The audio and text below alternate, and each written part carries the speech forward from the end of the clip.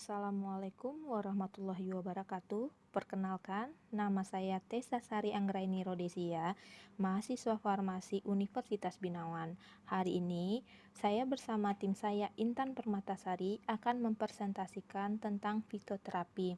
Di sini kita akan mempresentasikan tentang tumbuhan-tumbuhan yang memiliki manfaat pada obat gangguan pernapasan. Untuk presentasi pertama, saya persilahkan kepada teman saya, itu Intan Permatasari, untuk menyampaikan hasil presentasinya. Kepada Intan, dipersilahkan. Baik, terima kasih Kak Tessa.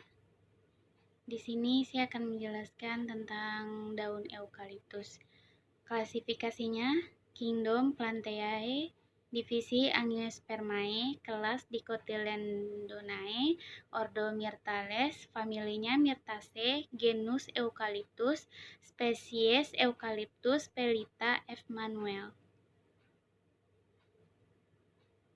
Sejarah perkembangan eukaliptus. Tanaman eukaliptus telah dikenal sejak abad ke-18. Diperkirakan tanaman ini berasal dari Australia. Perkembangan tanaman ini di Indonesia maju pesat pada tahun 1980 setelah diadakannya Kongres Kehutanan Sedunia ke-8 di Jakarta pada tahun 1978, daerah penyebaran alami eukaliptus pellita. Di sebelah timur garis Walase, mulai dari 7 derajat LU minus 43 derajat 39, LS, sebagian besar tumbuh di Australia dan pulau-pulau sekitarnya. Beberapa jenis tumbuhan luas di Papua New Guinea dan jenis-jenis tertentu terdapat di Sulawesi, Papua, Seram, Filipina, Nusa Tenggara Timur. Morfologi Eucalyptus pellita F. Muel. Eukaliptus pellita pada umumnya berupa pohon kecil hingga besar, tingginya berkisaran 60-70 meter. Batang utamanya berbentuk lurus dengan diameter hingga 200 cm, permukaan panggan kecil licin, serat berbentuk papan catur, daun dewasa umumnya berseling, kadang-kadang berhadapan, tulang tengah jelas, pertulangan sekunder menyirip atau sejajar, berbau harum bila diremas, perbungaan berbentuk payung yang rapat, kadang-kadang berupa malai rata di ujung ranting, buah berbentuk kapsul, kering dan berdinding tipis, biji berwarna coklat atau hitam. Kandungan senyawa di dalam daun eukaliptus Chytrodea diantara Piane, limone 1,5, Cycladine 1,8, Cineol 1, P. Menten 8, YL, asetat 3, Ciklohexana 1, metanol, tripanil asetat, fenol, butil hidroksitulena, transmetil hidroksjasmonate, isositrolol, isopropil maisitat, propil tradekanoat, dan oktadekanoik asid. Berdasarkan data kuantitatif dari GC/MS diperoleh kadar Noel sebesar 17,07% V/V. Kegunaan daun eukaliptus: meningkatkan sistem imun, melegakan pernafasan, meredakan batuk, meredakan infeksi bakteri, mengurangi nyeri sendi, mencegah gigitan nyamuk, mempercepat penyembuhan luka.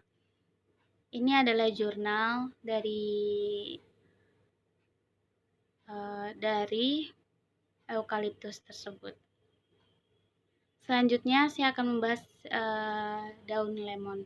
Klasifikasinya Kingdom Plantae, subkingdom Spermatophyta, superdivisi Spermatophyta, divisi Magnolophyta, kelas Magnoliopsida, subkelas Rhosidae, ordo Spinalades, famili Rutaceae, genus Citrus, spesies Citrus lemon. Sejarah perkembangan tanaman lemon. Asal-usul secara tepat dari lemon masih misteri, walaupun dianggap secara meluas bahwa lemon pertama tumbuh di India. Utara, Burma, dan Cina. Di Asia Tenggara dan Selatan, ia dikenali karena sifat antiseptik dan digunakan sebagai penawar untuk pelbagai racun. Lemon masuk ke Eropa di dekat Italia Selatan paling lambat pada abad ke-1 Masehi. Pada masa Romawi kuno, namun tidak banyak yang ditanam. Lemon kemudian diperkenalkan ke Parsi dan kemudian di Irak dan Mesir sekitar tahun 700. Lemon pertama kali tercatat dalam kasus sastraan dalam Risalah Arab abad ke-10 mengenai pertanian, dan juga digunakan sebagai tanaman hias di kebun Islam awal. Ia diedarkan secara meluas di seluruh dunia Arab dan wilayah Mediterranean antara 1000 dan 1150 Masehi. Asal genetik, lemon bagaimanapun dilaporkan merupakan hibrid atau persilangan antara jeruk pahit dan jeruk sitron atau sitron. Morfologi lemon. Jeruk lemon atau citrus lemon merupakan salah satu famili dari tanaman jeruk yang dikenal dengan nama citrun. Buahnya berbentuk lonjong, bulat dengan diameter 5-7 cm atau lebih dari tonjolan pada ujungnya. Tidak berbiji, kalau ada biasanya 1 atau 2. Warna kulit pada buah yang telah matang berwarna kuning cerah, rasanya asam, sepet sedikit manis. Lemon lebih populer dalam industri kuliner karena memiliki aroma citrus yang segar dan bagian yang digunakan air perasan dan kulitnya. Di balik rasanya yang asam, jeruk lemon atau citrus merupakan tanaman yang sangat bermanfaat bagi kesehatan maupun untuk kecantikan.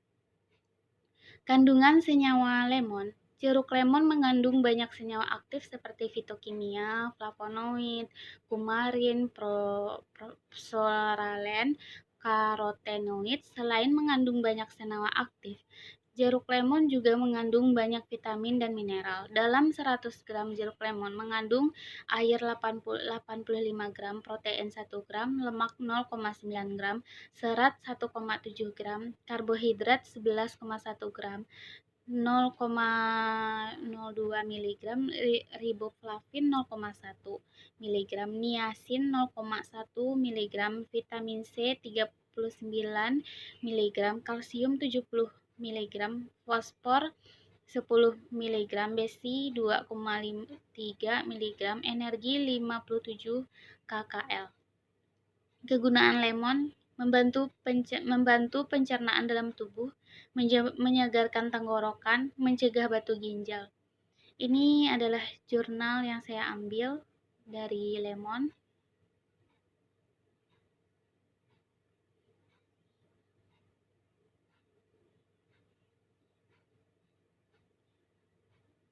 Sekian presentasi dari saya, dan selanjutnya akan dilanjutkan oleh Kak Tessa.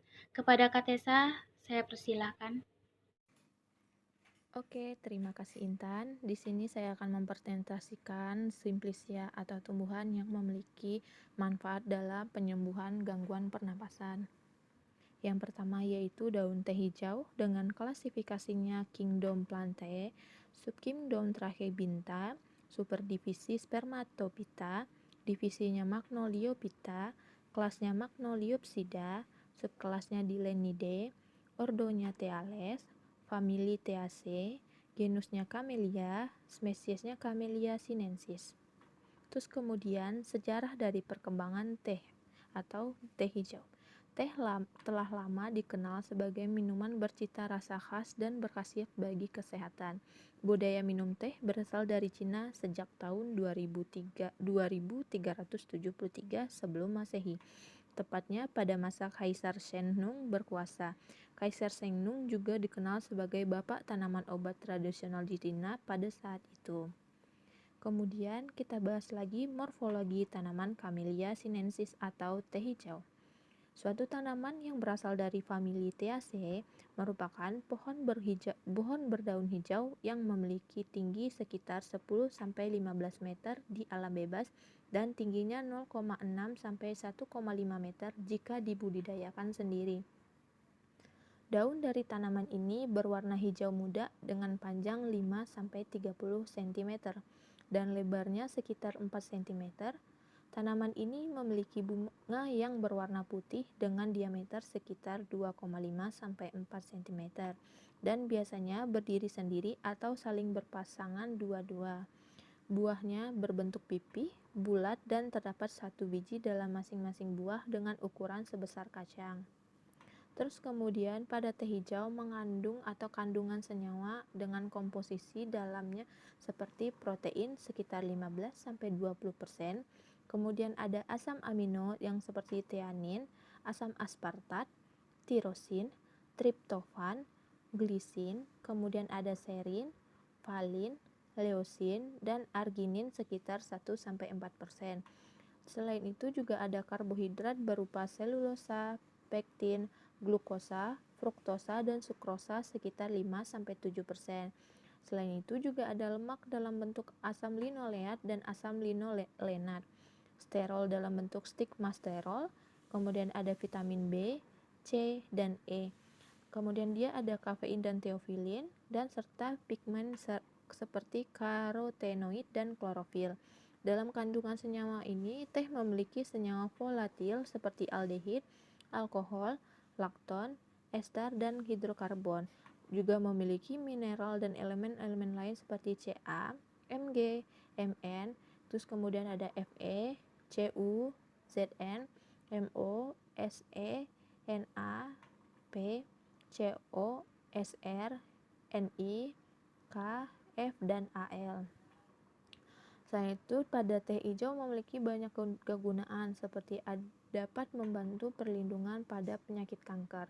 Kemudian teh hijau juga dapat mencegah aterosklerosis. Kemudian teh hijau juga dapat menjaga kadar kolesterol baik. 4. Teh hijau juga dapat membantu memperkuat sistem pencernaan dan pernafasan karena memiliki kandungan bioflavonoid.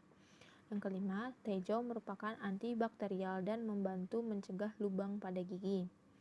Di sini ada jurnal yang membahas tentang teh hijau. Yang pertama yaitu jurnalnya membahas tentang pengaruh pemberian teh hijau terhadap kerusakan struktur histologi alveolus pada mencit yang dipaparkan pada asap rokok.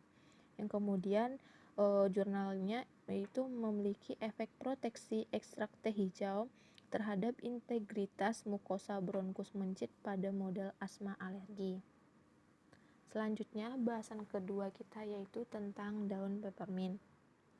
Klasifikasi daun peppermint yaitu memiliki kingdom Plantae. Subkingdomnya Tracheobionta sama seperti daun teh hijau. Kemudian divisinya Magnoliophyta, superdivisinya Spermatophyta, kelasnya adalah Magnoliopsida, subkelasnya adalah Asteridae, kemudian ordonya Lamiales, familinya adalah Lamiaceae, genusnya adalah Mentha, dan spesiesnya adalah Mentha piperita. Morfologi dari daun peppermint atau daun mint ini yaitu pertama batang. Tanaman daun mint termasuk pada tanaman tahunan Rhizomatosa herba dengan pertumbuhan yang bisa mencapai tinggi sekitar 30-90 cm. Batang yang dimiliki oleh tanaman daun ini memiliki ukuran yang tidak sebesar dengan tanaman pada umumnya, karena batangnya ini memiliki ukuran yang halus dan berbentuk seperti bujur sangkar. Kemudian dari daun mint itu sendiri memiliki morfologi di mana terlihat warna hijau gelap dengan ukuran berwarna merah. Kemudian disertai dengan diameter yang berukuran panjang sekitar 4-9 cm. Untuk lebarnya dari daun ini sekitar 1,5 sampai 4 cm dan dengan berbentuk lanset. Memiliki daun pelindung yang berbentuk seperti daun pada umumnya, namun ukuran daun pelindung ini terlihat lebih kecil. Pada daun mint memiliki kandungan utama seperti minyak daun mint atau Mentha piperita yaitu mentol, menton, dan mentil asetat. Kemudian memiliki kandungan mentol tertinggi sekitar 73,7 sampai 85,8%. Terus pada bagian dari daun mint selain memiliki kandungan menoterpen dan metofuran, kemudian ada sesquiterpen dan titerpen dan flavonoid. Daun mint juga memiliki kandungan karotein, tanin, dan beberapa mineral juga yang ditemukan pada daun mint tersebut. Selain itu, daun mint juga memiliki manfaat-manfaat yang sangat banyak, terutama bagian industri farmasi, terus kemudian bagian rokok dan makanan seperti pembuatan pasta gigi, minyak angin, balsam, kembang gula, dan lain-lain. Pada bagian ekstrak tanamannya, daun mint juga bisa digunakan sebagai kandungan radioprotektif, antioksidan, antikarsinogenik, anti-alergik, antispasmodik, dan juga bisa digunakan sebagai aroma dari peppermint untuk pembuatan inhalan untuk sesak napas. Peppermint tea digunakan untuk pengobatan obat batuk, bronkitis, dan inflamasi pada mukosa oral dan tenggorokan. Di sini ada contoh jurnal dari peppermint, yaitu dengan judul Perbedaan derajat sesak napas sebelum dan sesudah diberikannya terapi inhalasi daun mint pada pasien asma rawat jalan di Balai Kesehatan Paru Masyarakat dari daerah Kota Salatiga. Oke, sekian presentasi saya hari ini. Mohon maaf jika ada kesalahan dalam pengucapan saya. Saya akhiri dengan Assalamualaikum warahmatullahi wabarakatuh. Kemudian saya kembalikan lagi kepada MC. Terima kasih Kak Tessa. Sekian presentasi dari kami. Jika ada salah dan kurangnya kami mohon maaf. Jika ada yang ingin bertanya silahkan ditinggalkan di kolom komentar. Wabillahi taufiq wal hidayah. Wassalamualaikum warahmatullahi wabarakatuh.